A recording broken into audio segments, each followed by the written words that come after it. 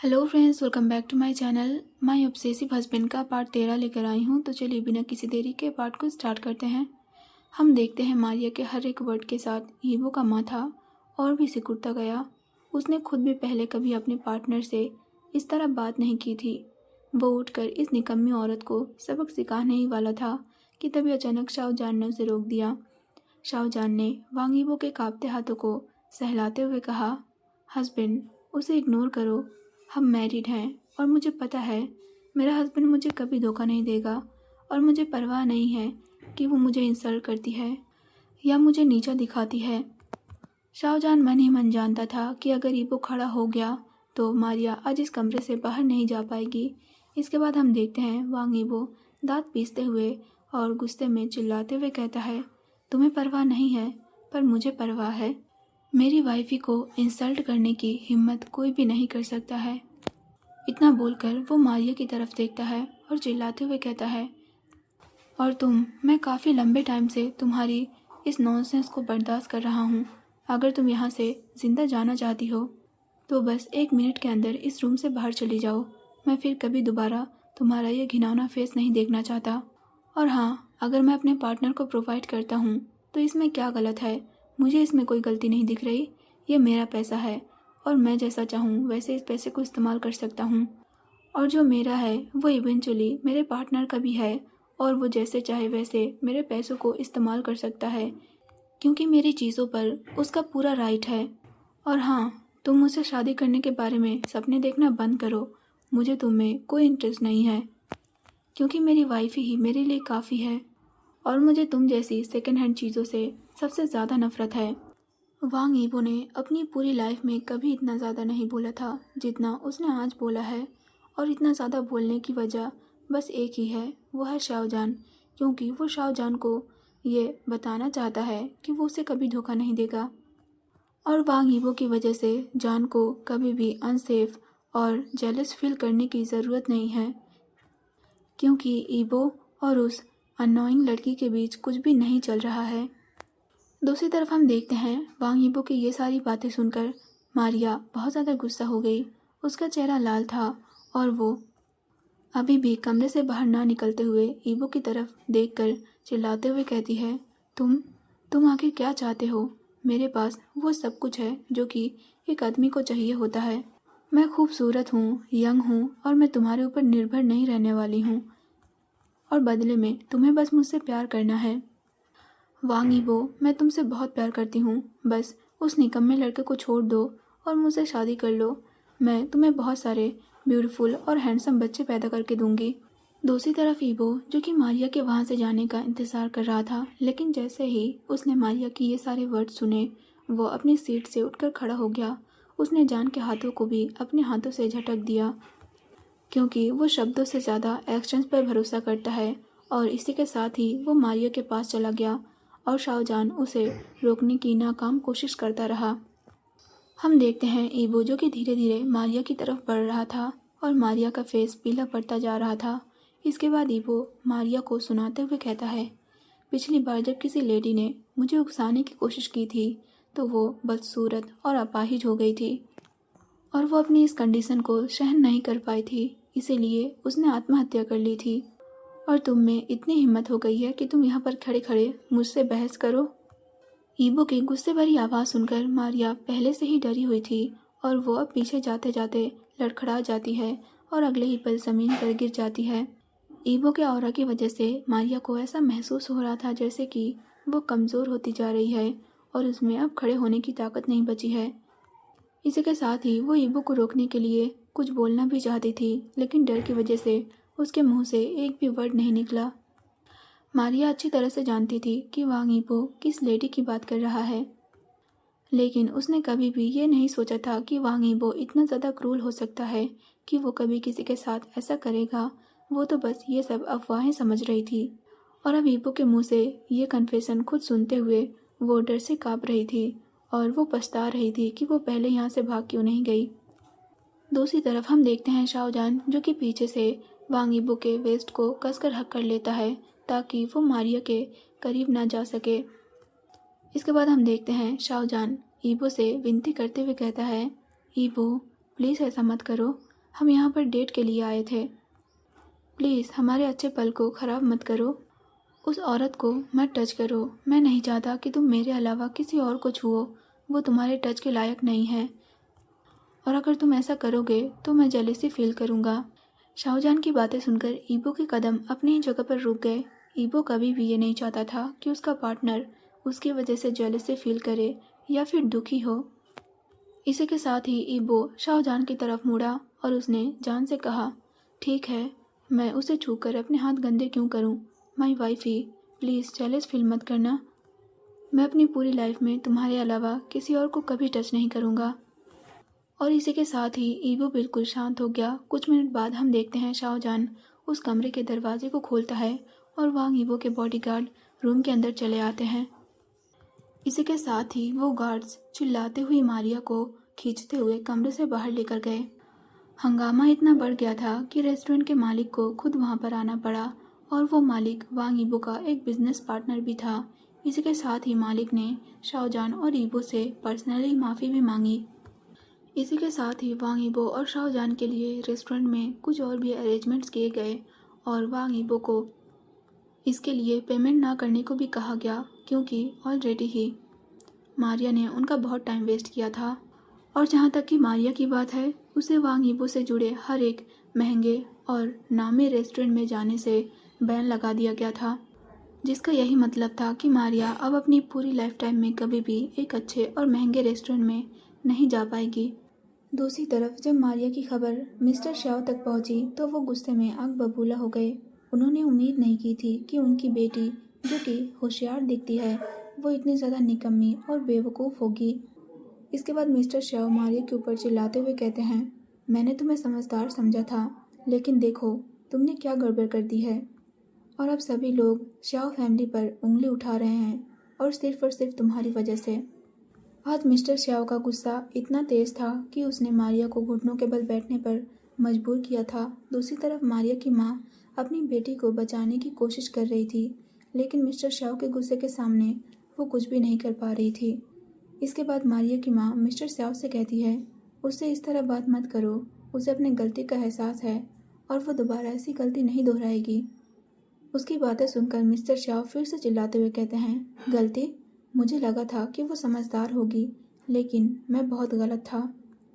वो तो बिल्कुल तुम्हारी ही तरह बेवकूफ़ है। अब इस बारे में सोच कर देखो कि हमारे सर्कल में सबको ये पता चल गया है कि तुम्हारी निकम्मी बेटी अपने भाई के हस्बैंड को छीनना चाहती है। अब सब हम पर हंस रहे हैं, हमारा मजाक उड़ा रहे हैं, क्योंकि तुम अपनी बेटी को ठीक से सिखा नहीं पाई कि बिहेव कैसे किया जाता है। दूसरी तरफ मारिया की माँ, जिसका चेहरा पहले पीला था लेकिन धीरे धीरे गुस्से से लाल हो गया, क्योंकि उसके हस्बैंड ने आज से पहले कभी भी उसे इतना ज़्यादा नहीं डांटा था। इसीलिए वो अब मिस्टर श्याओ से कहती है, अब सारा दोष तुम मुझ पर डाल रहे हो। वो तुम्हारी भी बेटी है, चाहे तुम उस पर चिल्लाओ या उसे पीट पीट कर मार डालो, गलती तो हो चुकी है, और अब हमें इससे बचने का कोई तरीका ढूंढना होगा। उसकी बातें सुनकर मिस्टर श्याओ ने अपनी वाइफ की तरफ देखा और फ्रस्ट्रेशन में अपना चेहरा मलते हुए मारिया की माँ से कहा, मेरी लाइफ में सबसे बड़ी गलती यही थी कि मैं तुमसे मिला, और इससे पहले कि माँ बेटी में से कोई भी उन्हें कोई जवाब दे पाता, मिस्टर श्याओ गुस्से में घर से बाहर निकल गए। दूसरी तरफ हम देखते हैं मारिया, जो कि फर्श पर घुटनों के बल बैठी हुई थी। वो अगले ही पल फूट फूट कर रोने लगी और फर्श पर गिर पड़ी, क्योंकि अब उसके पास रोने के अलावा कोई और चारा नहीं था। रेस्टोरेंट वाली घटना को घटे हुए 2 दिन हो गए थे, और इन 2 दिनों में मारिया, जिन्हें अपना अच्छा दोस्त समझती थी, जिनके सबसे ज़्यादा करीब थी, वो अब गायब हो गए थे। और यहाँ तक कि अब वो लोग मिलकर उसका मजाक उड़ा रहे हैं और उसे इंसल्ट कर रहे हैं। उसने ये कभी नहीं सोचा था कि उसकी एक छोटी सी गलती उसकी लाइफ में इतना बड़ा इम्पैक्ट डालेगी कि उसके सारे फ्रेंड्स उससे दूर हो जाएंगे, और यहाँ तक कि उसका फैमिली बिजनेस भी बर्बाद होने के कगार पर है। मारिया अभी भी इस बात को डाइजेस्ट नहीं कर पा रही है कि आखिर उसने गलत क्या किया है। वो तो बस अपने लवर को अपनी फीलिंग्स कन्फेस करना चाहती थी। वो बस चाहती थी कि ईवो उसका हो जाए, ईवो उससे शादी कर ले। शाहजहान तो बस एक पैरासाइट है जो कि उसके लवर को उससे छीनना चाहता है। और उस दिन उसने वांग ईबो के सामने जो कुछ भी कहा था, वो सारी चीज़ें बिल्कुल सच थी। वांग ईबो उसका ही है और शाहजहान बस एक निकम्मा लड़का है जो कि सिर्फ उसकी माँ की गलती की वजह से वांग यीबो के साथ बच गया है।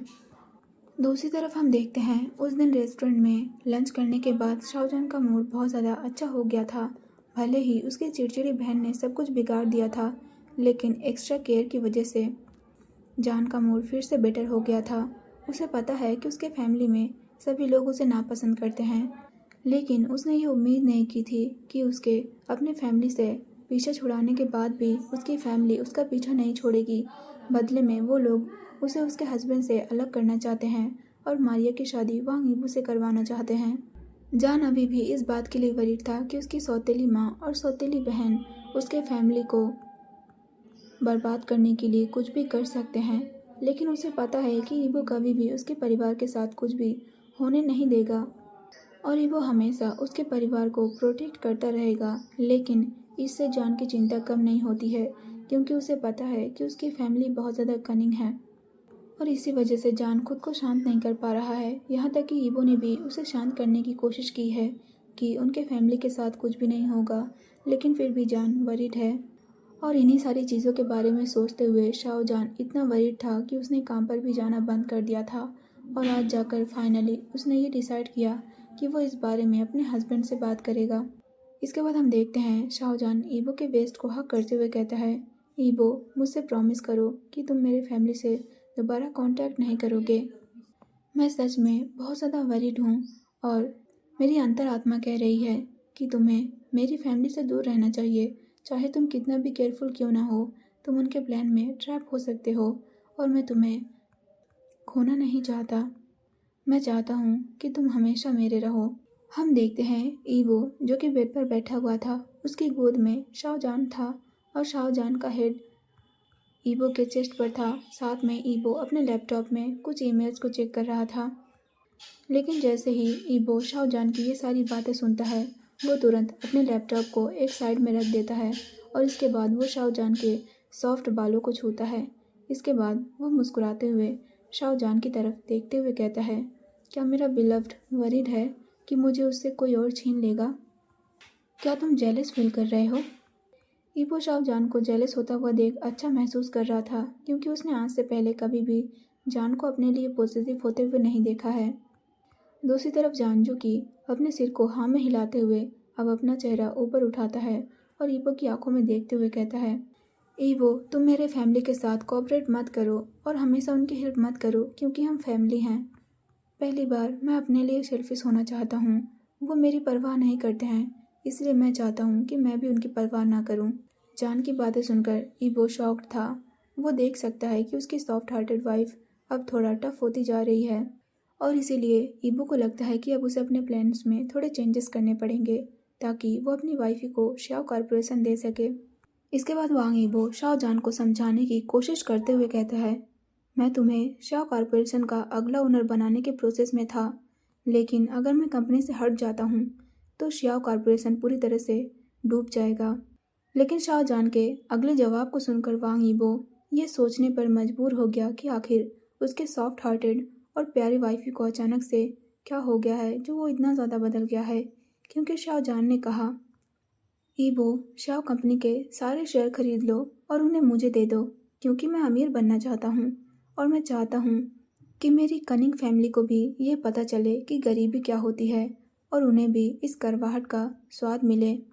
और शाओजान के इस जवाब को सुनकर वांग ईवो ने पहले तो कुछ पल तक कोई जवाब नहीं दिया, लेकिन अगले ही पल जब उसने शाओजान की डरावनी निगाहों को देखा कि कैसे जान उसे अपनी बड़ी बड़ी आंखों से घूर रहा है, तो ईवो को जान से ये प्रॉमिस करना पड़ा कि वो जान की ख्वाहिश को ज़रूर पूरा करेगा। और उनकी कन्वर्सेशन ख़त्म होने के बाद अब ईवो सेटिस्फाइड होकर शाओजान को किस करने ही वाला था कि अचानक उनके रूम का डोर खुला और उसने देखा कि वूजियान और फैन अपने हाथ में एक एक गिलास दूध के साथ और नाइट सूट के साथ कमरे के अंदर एंटर करते हैं। बेड के पास पहुंचते ही हम देखते हैं वूजियान ने अपने हाथ में पकड़ा दूध का गिलास शाओजान को दे दिया और उसने शाओजान से कहा, मम्मी ये दूध लो और इसे पी लो, ये अच्छा है। जान ने अपने बेटे को बिल्कुल भी इनकार नहीं किया, बल्कि उसने वूजियान वाला दूध पी लिया।